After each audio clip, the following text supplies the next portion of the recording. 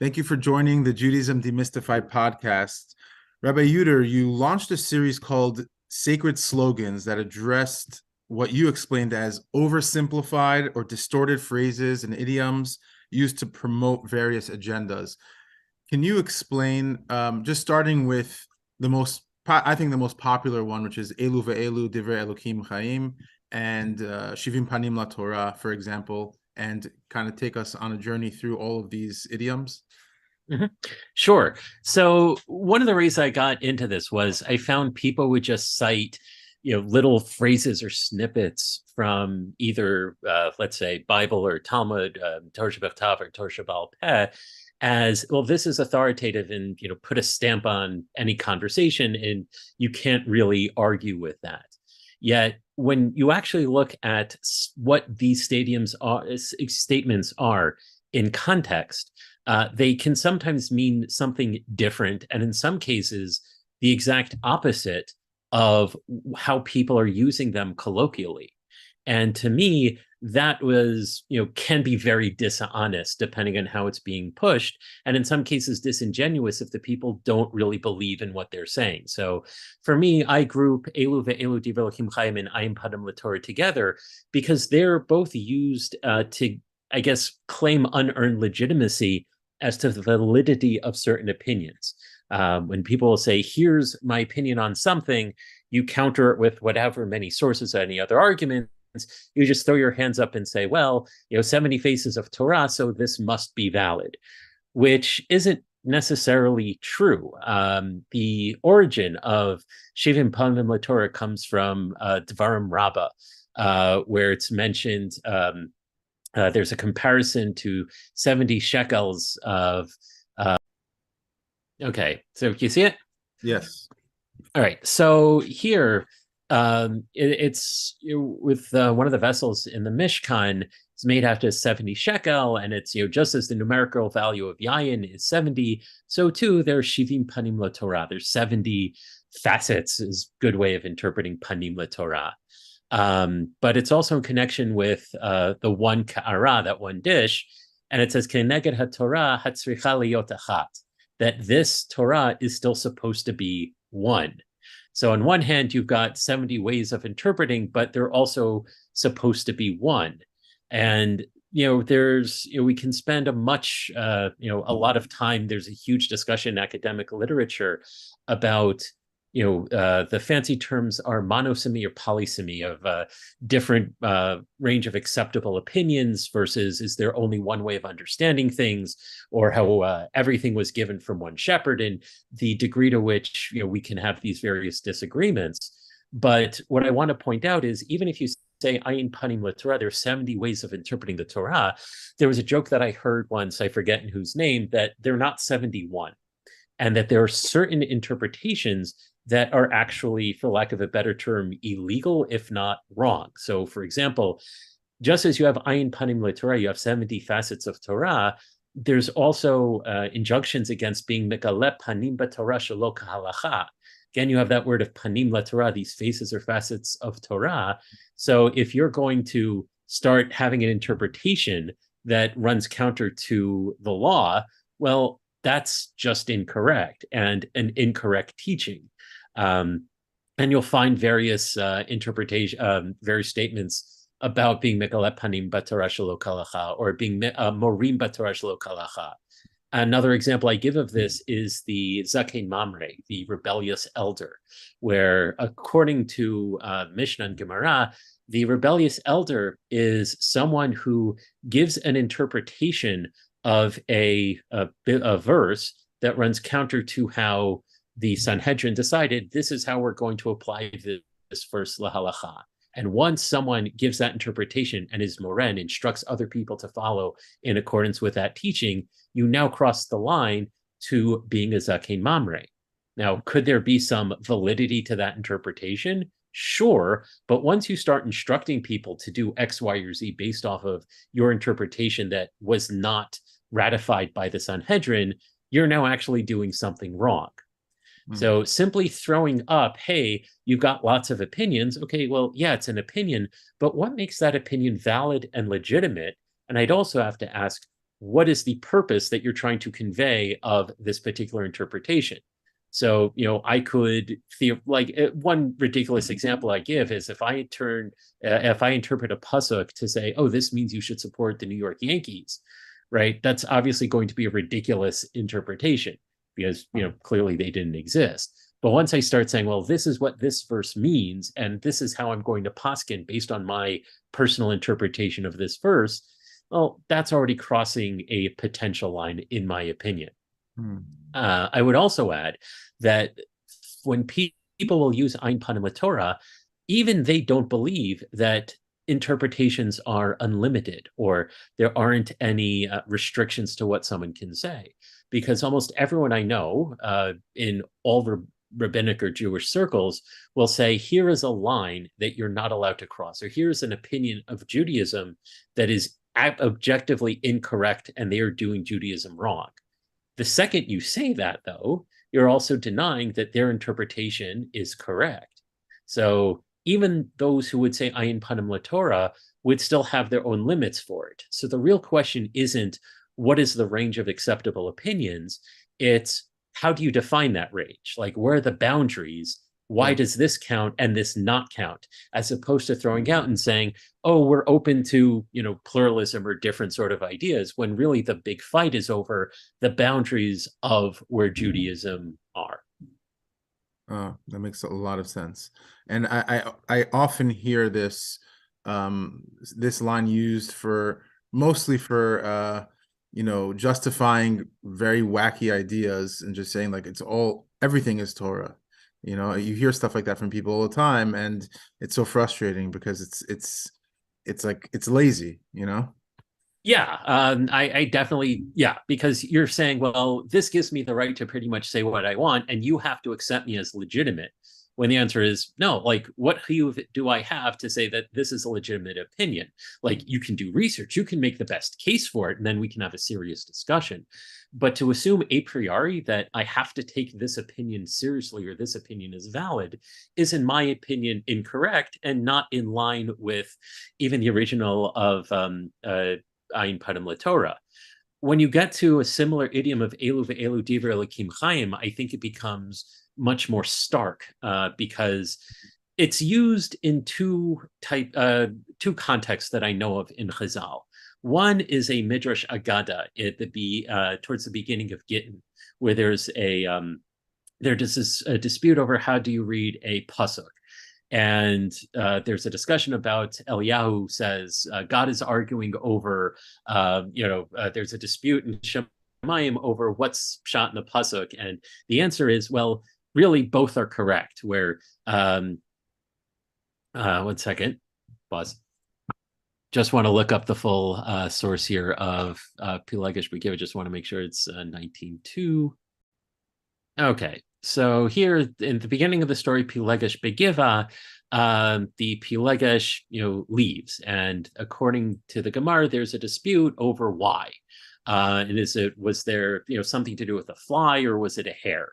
And the Gemara actually resolves it by saying, actually both are true, that there was a fly and a hair, but they just kind of stacked up on each other. So there, Eilu ve'Eilu Divrei Elokim Hayyim on a Midrash Agada worked because there was some harmonization of these two opinions that they could both be technically correct. But that doesn't always work for Midrash Agada either. There's a dispute over Paro at the beginning of Shmot of Vayakam Melech Hadash Asher Lo Yadat Yosef. There's a dispute whether or not that was a new king or that was the same king who just intentionally forgot about Yosef. And they're different with the different opinions. You have sources for each one. But as a matter of fact, both cannot be true. You can't have A and not A. Both exist simultaneously. Either he was a new king or he wasn't a new king. So even with Eilu ve'Eilu, as it comes to Midrash Agada, there isn't a whole lot at stake. But even then, sometimes you can harmonize different opinions. You might be able to say they're both valid opinions, even though they both cannot exist simultaneously. The other context where Eilu ve'Eilu is mentioned that has a lot more at stake is the machloket between Beit Hillel and Beit Shammai. And lot discussing, where it's, turned into like there were two Torot behind it. And ultimately, the halacha was resolved like Beit Hillel. You can set aside, why for a bit, but the way that the Gemara even phrases it is, and there a bat kol and echo comes out and says, Eilu ve'eilu Divrei Elokim Hayyim, ve'halacha kebeit Hillel. That both of them are the words of the living God, and the law is like Beit Hillel. The way that we tend to discuss this verse is the exact opposite, where this is the halacha, but there are multiple good opinions.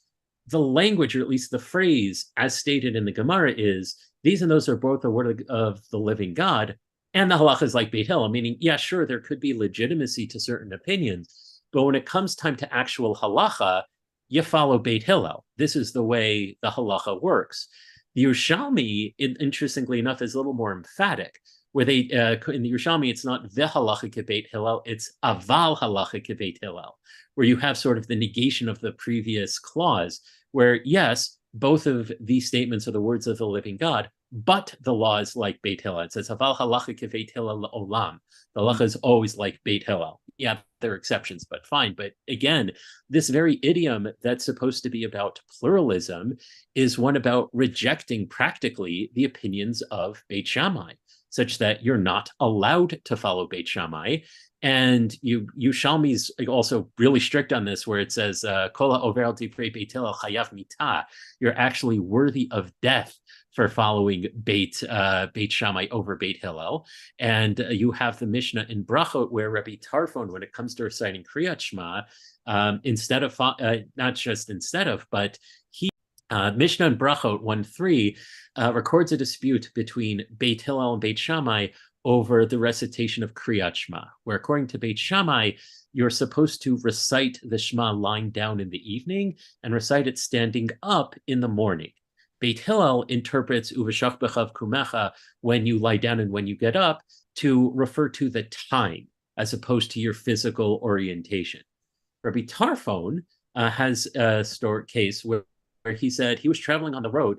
He lied down at night to be Yotzei Beit Shammai, and he put himself in danger. And his colleagues, the other Chachamim, were not sympathetic. They said, you would have been deserved your fate because you violated the opinion of Beit Hillel. Now, note that you could actually fulfill both Beit Hillel and Beit Shammai together by reciting it at night lying down. But the way Reb Tarfon does it is, you followed this opinion in opposite, or at least giving Beit Shammai halachic credence, which you shouldn't have done, because once the law is like Beit Hillel, you follow Beit Hillel.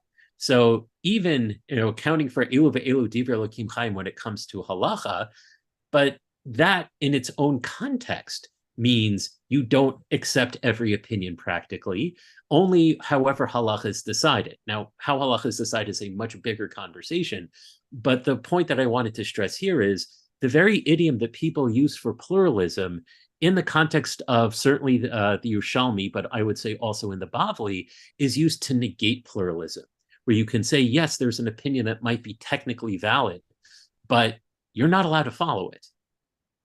Mm-hmm. Yeah, that really clears things up. Okay, so the next idea I want to discuss with you is the phrase Tzelem Elokim, which is something that I also feel is misunderstood by a lot of people.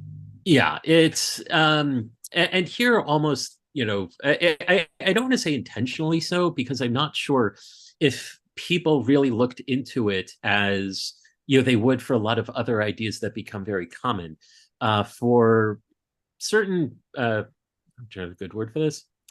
For certain people, the idea of Tzelem Elokim, that all of mankind is created in the image of God, is a foundational theological position and can be the basis for a type of Jewish humanism.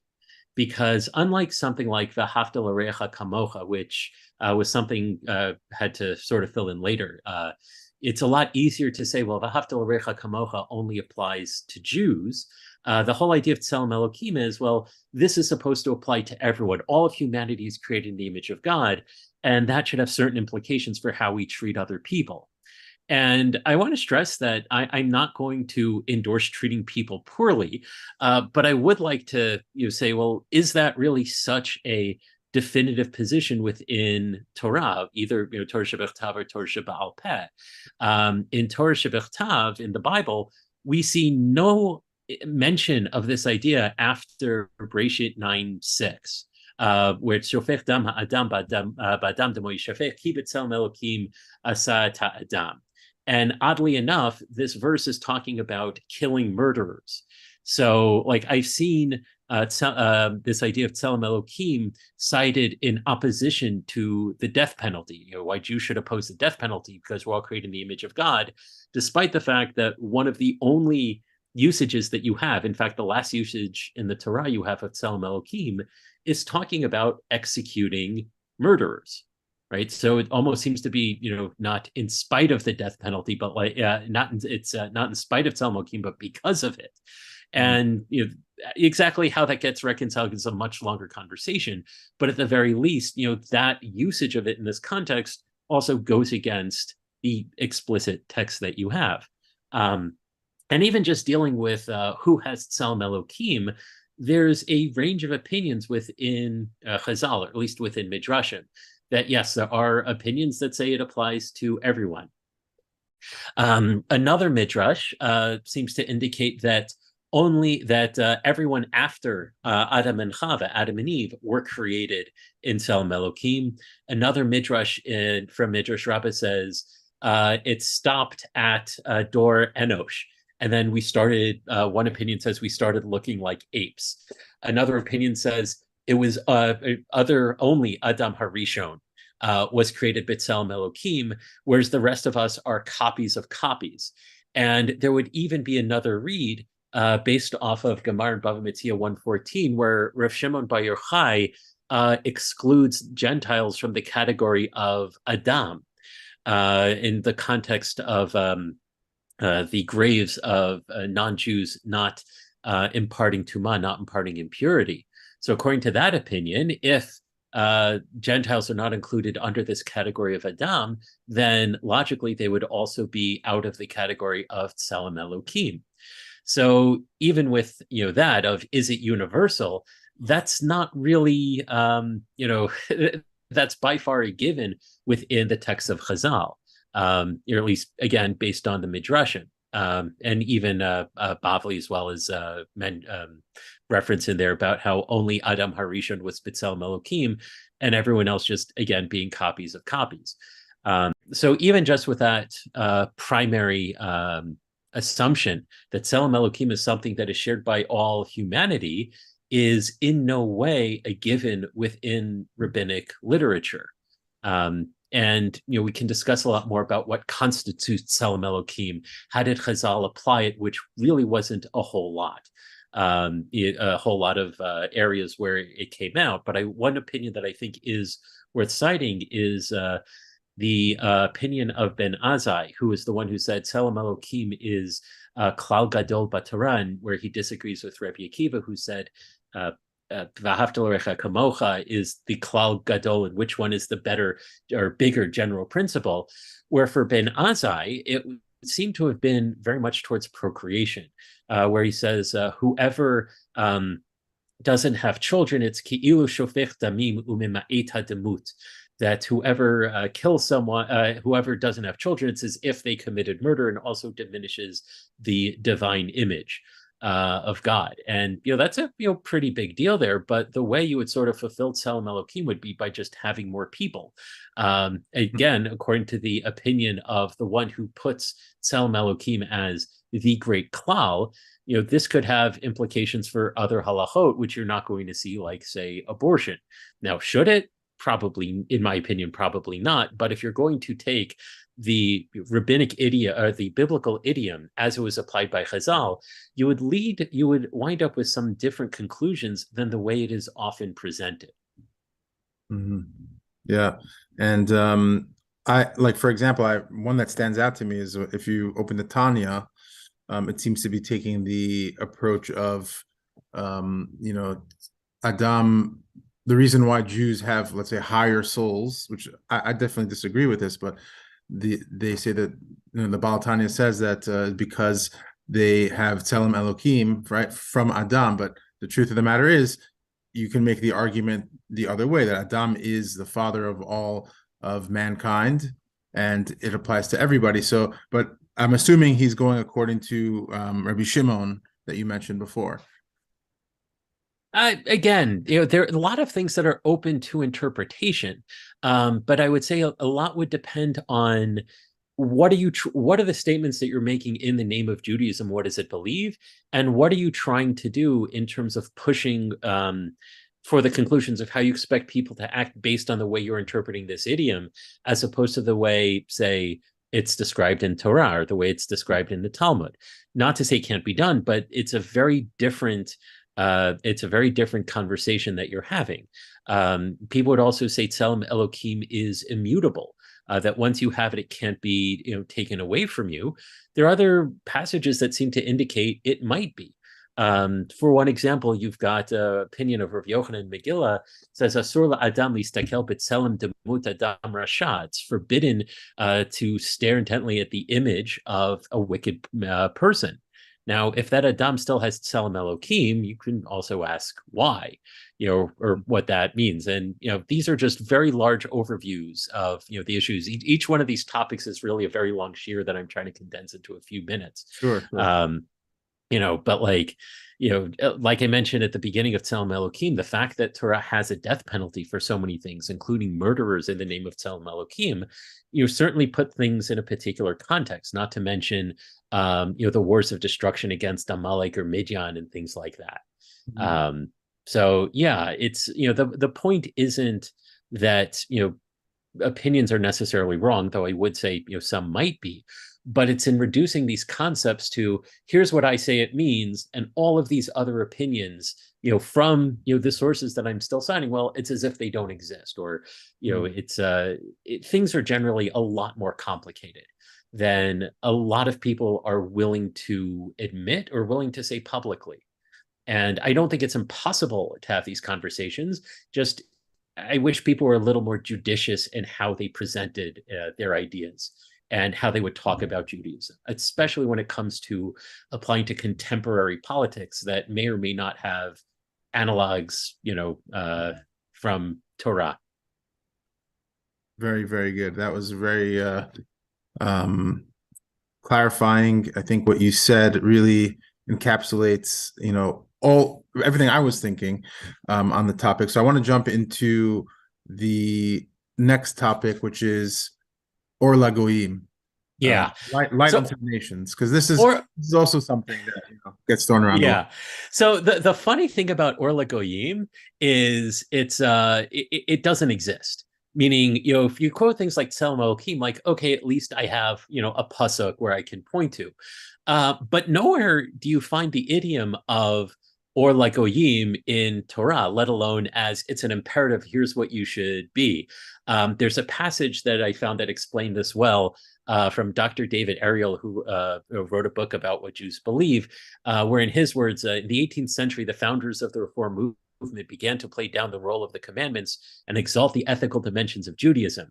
The change in emphasis within Reform Judaism was evident in the renewed attention paid to the role of Jewish people as, quote, a light of nations, which is how it's actually phrased in the Pesukim in Yeshayahu of being Ohr Goyim. And Dr. Ariel continues, in order to highlight this role, the expression was changed to a light unto the nations of Ohr Lagoyim. So in order to have this slogan, you have to amend the actual text. And, that alone should tell you something, where if you have to change, the actual words in order to meet your contemporary ideas, well, that's not, I'll actually take a step back. It's certainly not going to be as emphatic, or it's not going to be as universal as people might make it out to be. And then you see, what is the intent of it? Well, the intent is, well, you're supposed to be, a role model in some way to the nations of the world. Now, you do have a mention of a concern within Torah, a few concerns where God seems to be concerned with his reputation. You've got Moshe that argues with God, if, what are the Gentiles going to say? The nations of the world going to say if you brought the Jewish people out of Egypt only to destroy them in the desert.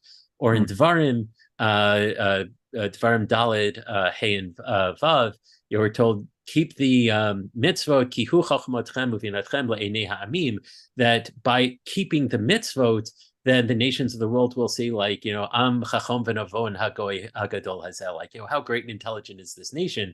But you get that from actually following the mitzvot. You get into a very dangerous space theologically if you have other people dictating what you should or should not be doing based on the reputation, right? So what does it mean to be a role model? You can say, well, be a role model is you're always seeking someone else's approval. Another way of saying it is, well, by sticking to your guns, you're serving as a role model by bucking the trend. And typically, you look at, say, today's political climate, one side's going to say, look how brave you are, and the other side, is going to say, look how immoral you are for doing it as what you're doing. I even ran in, it's something which people are going to inevitably run into. So which side are you going to follow? And are you going to change the fundamental tenets of your belief or practice because someone else doesn't like it and because it makes you look bad? So I tied with this the idea of Chilul Hashem, which has a colloquial usage from the Gemara Yoma of it's anything that something that a Jew would do that would make other people look down on them. But what if that actually means performing the mitzvot? And this is the other idiom usage of to be mechalel Hashem is by violating mitzvot, right? So people will focus on that first one, and I think it is important because we should be concerned with our reputation and how we present ourselves to other people. I would sooner tie this into what Ramban calls naval b'shut Torah, where yes, you may not be violating any strict statute, but if people say what you're doing is unethical or by our standards of ethics, like, okay, you really shouldn't be doing that.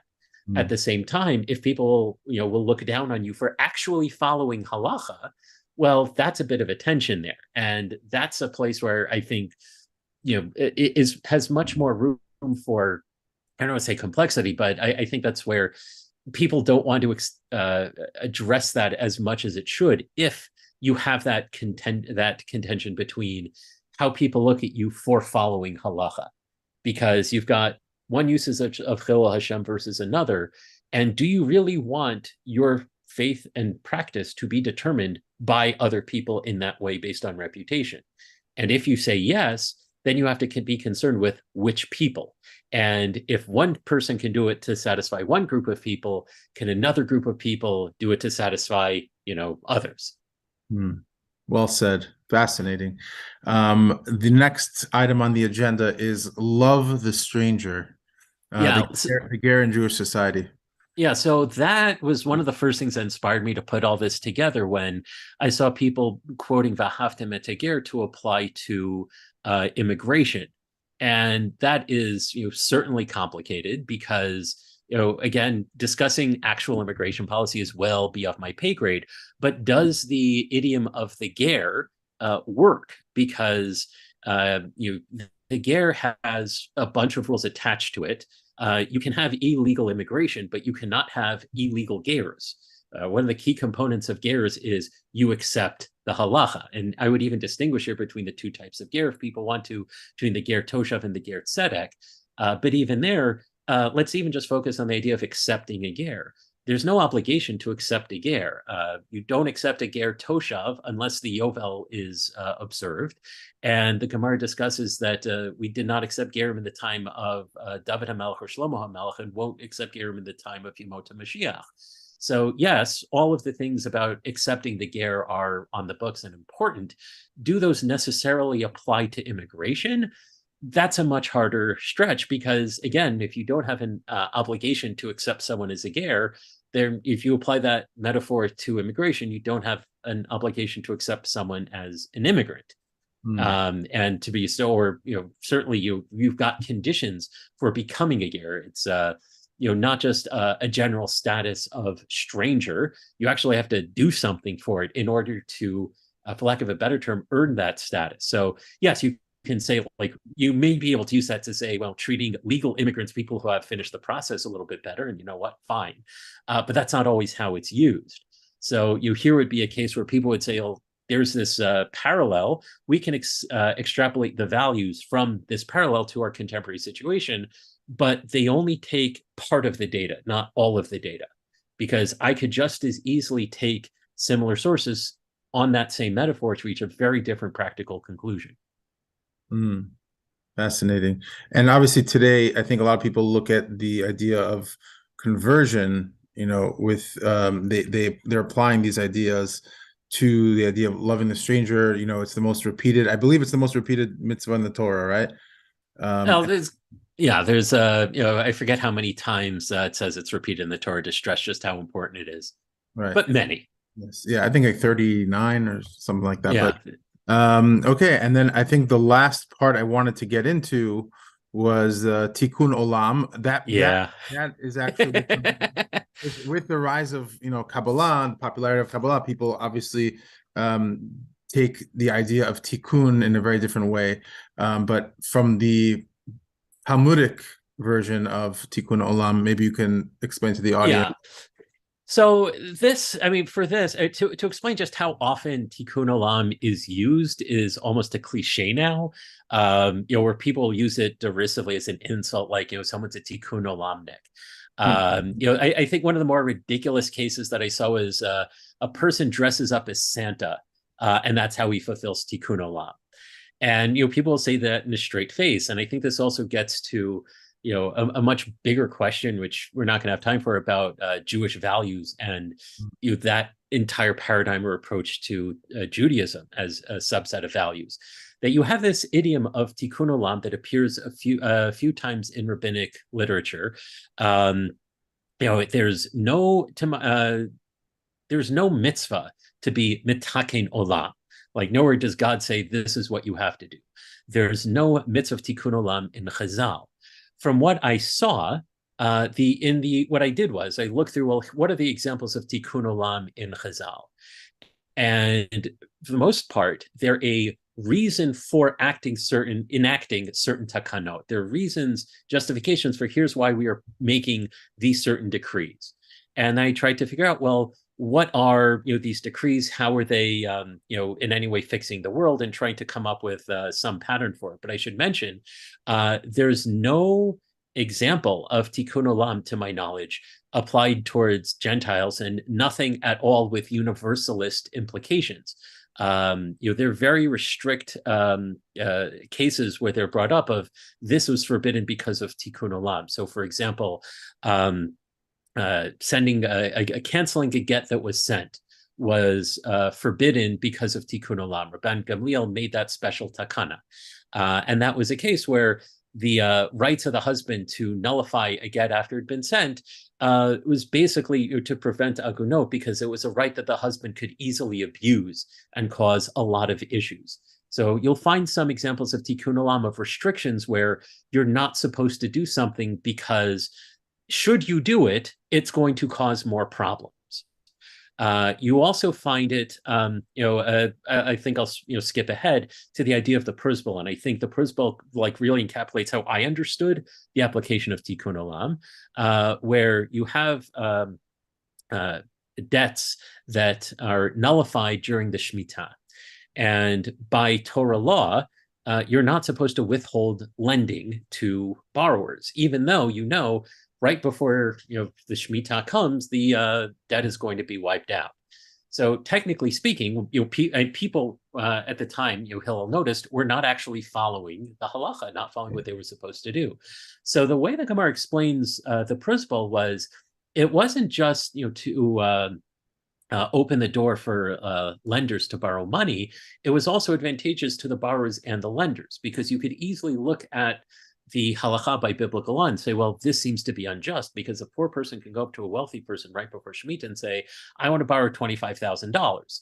Now, you have a biblical obligation to lend, even though that's a huge amount of money, and you're not going to get it back, and it would be forbidden for you to try to get that back. Mm-hmm. And the way the Gemara describes the idea of the principle is that it was actually fair to both the borrower and the lender.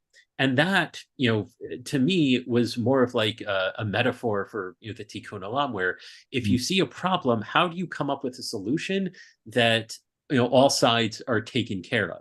And this would be in a case where by rights, Hillel should have put the hammer down on the lender, saying like, no, you're violating Torah law by not lending. You're actually in the wrong.